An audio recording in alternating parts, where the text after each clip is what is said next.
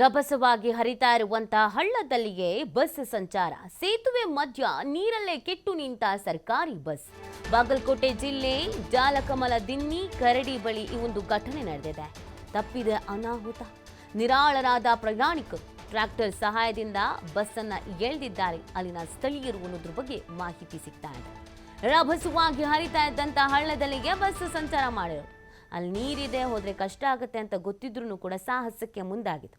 ಸ್ವಲ್ಪ ಹೆಚ್ಚು ಕಮ್ಮಿ ಆಗಿದ್ರೂ ಜೀವನೇ ಹೋಗ್ಬಿಡ್ತಿತ್ತು. ಸೇತುವೆ ಮಧ್ಯದಲ್ಲಿ ನೀರಲ್ಲೇ ಕೆಟ್ಟು ನಿಂತ್ಕೊಬಿಡ್ತು ಸರ್ಕಾರಿ ಬಸ್ಸು.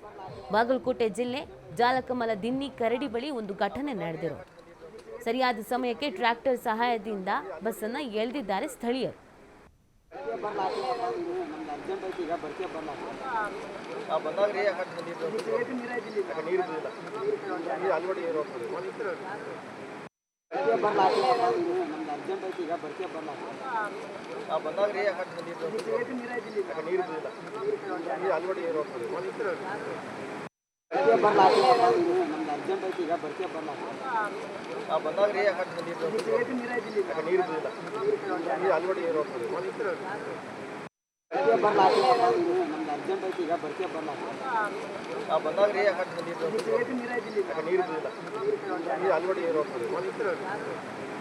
ನೀರು